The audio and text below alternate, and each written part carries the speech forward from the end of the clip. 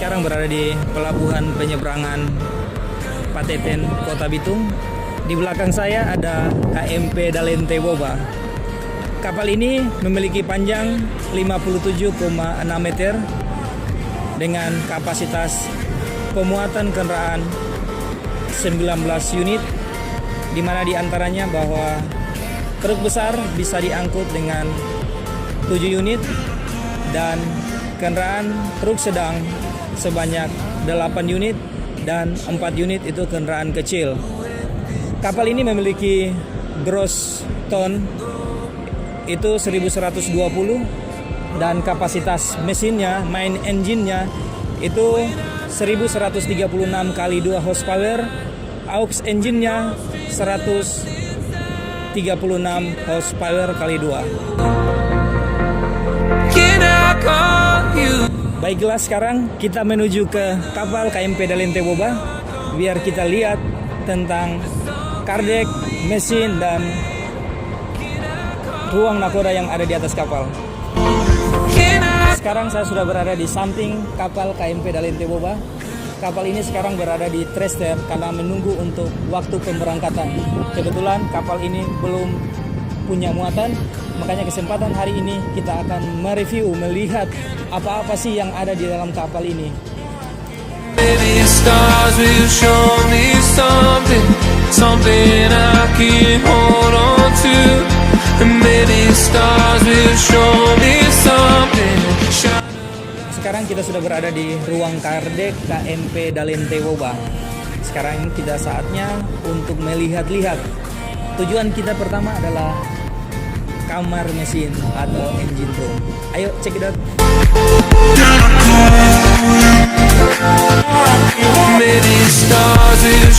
Sekarang kita sudah berada di ruang mesin KMP Dalente Woba.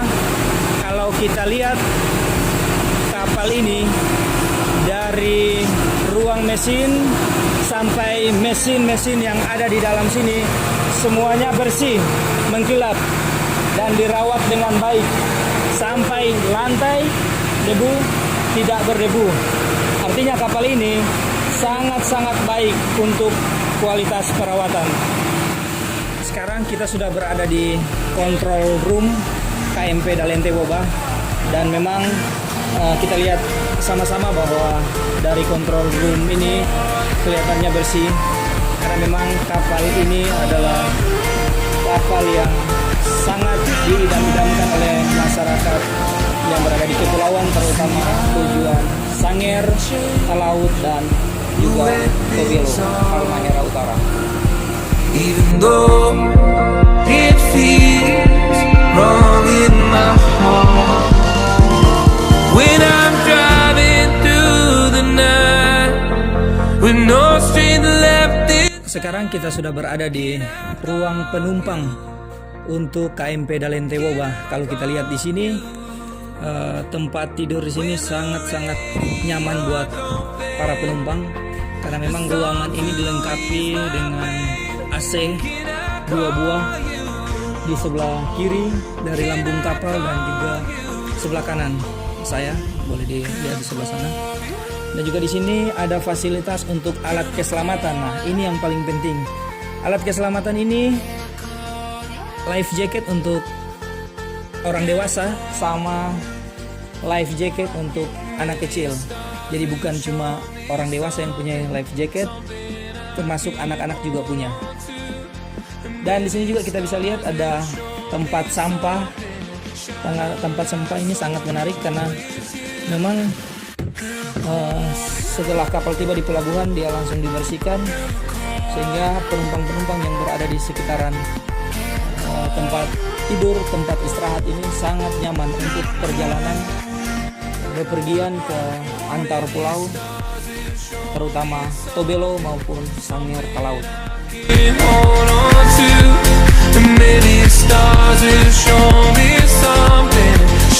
Sekarang saya sudah berada di ruang nakoda atau anjungan dari kapal KMP Dalente Woba. Kita bisa lihat bersama bahwa alat-alat navigasi yang ada di sini semua terawat dengan baik dan isyarat-isyarat untuk tanda bahaya dipasang sesuai tempatnya, dan ini sangat menginspirasi buat kapal-kapal yang lain bahwa kapal Dalente Woba ini mempunyai fasilitas yang sangat bersih dan sangat terawat. Untuk itu bagi teman-teman yang ingin bepergian ke Kepulauan Sangiarta Laut atau ke Halmahera Utara bisa menggunakan kapal KMP Dalente Woba. Sekarang saya berada dengan PJS Nakoda KMP Dalente Woba yang sekarang menjabat sebagai Mualim 1. Bapak ini bernama Nuril Gifari. Bapak ini cukup berpengalaman dalam menyeberangi Laut Sangir maupun Laut Tobelo. Untuk lebih lanjut, mari kita tanyakan langsung ke orangnya. Sekarang saya sudah berada dengan Chief atau Mualim 1 dari KMP Dalente Woba yang saat ini menjabat sebagai Nakoda dari KMP Dalente Woba. Ini kapal ini akan berangkat tujuan Tobelo dan kita akan mempersiapkan sesaat lagi untuk pemberangkatan termasuk untuk pemuatan kapal. Nah, sekarang saya berada dengan Pak Nuril Gifari. Kira-kira kiat-kiat apa yang Bapak ingin sampaikan kalau ada penumpang yang menyeberang tujuan Tobelo maupun ke Sangir? Yang lebih awal tujuan Tobelo dulu. Kira-kira kiat-kiat apa yang Bapak ingin sampaikan untuk penumpang agar bisa nyaman berada di kapal Dalente Woba sampai di tempat tujuan Tobelo tujuan dengan selamat terutama. Apa kiat-kiat yang Bapak ingin sampaikan ke teman-teman? Kalau untuk kiat saya untuk para pemakai jasa dan penumpang maupun penumpang juga itu harus mengikuti aturan-aturan yang ada. Pertama kayak dilarang duduk-duduk di sekitarnya, tidak boleh membuang sampah di laut. Nah, itu juga harus dipatuhi dengan aturan yang ada. Terutama orang mabuk berarti. Orang mabuk tidak diizinkan naik di atas kapal. Ini yang paling penting. Yeah. Di Sulawesi Utara ini memang komoditas atau hobi dari anak-anak muda di Sulawesi Utara ini memang yang kadang-kadang memang ya sangat, artinya sangat-sangat dari kita pihak perusahaan maupun dari pihak Dalente, kapal Dalente Woba ini memang ada penjagaan ekstra ketat karena memang pelayaran kita ini cukup panjang ke Tobelo dan setiap kali perjalanan kapal baik dari pihak kapal selalu mengakomodir atau memeriksa penumpang-penumpang yang terutama kayak mabuk, tidak bisa berada di atas kapal atau orang-orang yang duduk di reling-reling pinggir kapal untuk dicegah agar sampai tidak terjadi hal-hal yang tidak diinginkan. Nah, yang kedua kira-kira dalam mengarungi lautan pelayaran kira-kira kendala-kendala apa yang Cip rasakan selama menyeberang sampai ke pulau tujuan? Ya, kalau menurut dalam perjalanan pelayaran itu pun kami niatkan yang pertama itu untuk berdoa sebelum berlayar. Sudah itu kita apabila terjadi musim atau angin-angin, cuaca yang buruk, nah itu yang ekstrimnya di situ. Jadi kalau dikatakan pelaut itu bukan cuma laut tenang, harus mengarungi dengan ombak yang besar. Tantangannya dalam pelaut harus itu, begitu. Jadi itu kiat-kiat dari Mualim 1 KMP Dalente Woba bahwa pelaut yang handal itu tercipta dari tingginya gelombang, bukan dari laut yang tenang. Mungkin itu sekedar informasi buat teman-teman ataupun para penumpang yang ingin menyeberang ke Tobelo maupun ke Sangir agar supaya memilih KMP Dalente Woba karena memang kapal ini sangat terawat, sangat bersih, terutama dari kru di atas kapal. Jadi sekarang kita sudah berada di atas top deck dari kapal KMP Dalente Woba. Kalau kita lihat bersama di sini ada life raft, life buoy, sama skoci. Ini semua adalah alat keselamatan yang ada di atas kapal, termasuk alat keselamatan. Nah, salah satu ini yang kita sorot saat ini adalah life buoy. Nah, life buoy sebenarnya apa sih kegunaan atau cara penggunaannya gimana sih? Kalau menurut dari Mualim 1 Pak Nuril Gifari gimana cara penggunaannya? Untuk penggunaan cara untuk life buoy ini sendiri, apabila ada penumpang, satu penumpang dia jatuh ke laut dengan cara pelayan mengatasinya. Yang pertama, kami lempar lifebuoy ini dengan tali supaya untuk membantu penumpang yang jatuh ke laut itu bisa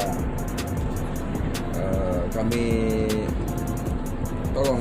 Oh, jadi maksud dari Pak Nuril Gepari dari Mualim 1 bahwa lifebuoy ini digunakan pada saat ketika hal-hal atau terjadi orang jatuh ke laut, pertolongan pertama yang dilakukan adalah dengan melemparkan lifebuoy ini. Jadi tujuannya untuk penyelamatan pertama. Nah, yang kedua di sini kita lihat ada life raft, ada beberapa buah di sini, ada 6 buah. Kira-kira apa fungsi dari life raft ini kalau untuk keselamatan? Kalau untuk life raft ini sama, maksudnya dia untuk pada saat emergency suatu kapal pelayar, adapun itu kapal kebocoran atau nanti meninggalkan kapal yang mendominan sekali, life raft ini dia untuk para penumpang. Oh, jadi untuk para penumpang pada saat dia jatuh ke laut, adanya life raft ini dia untuk mengatasi pertolongan. So, untuk menolongi supaya apa? Mereka di dalam ini, di life raft ini dia mengembang. Makanya mereka harus selamatkan di. Oh, jadi maksudnya bahwa life raft ini kegunaannya adalah ketika penumpang atau keadaan darurat emergency di atas kapal meninggalkan kapal, life raft ini ketika jatuh di dalam air dia akan mengembang dengan sendirinya. Pertolongan kedua bahwa penumpang ketika life raft jatuh ke dalam laut dia mengembang, penumpang ataupun penumpang yang ingin diselamatkan gitu ya, diselamatkan bisa naik di atas life raft. Jadi itu fungsinya. Yang ketiga kita ke skoci. Nah, apa manfaat dari skoci ini sebenarnya? Di belakang kita ini ada skoci. Skoci ini termasuk dari tadi alat keselamatan yang telah kita sebutkan. Selain ada life jacket, lifebuoy, life raft, dan skoci. Nah, tentunya skoci yang ada di atas kapal ini ada 2 buah.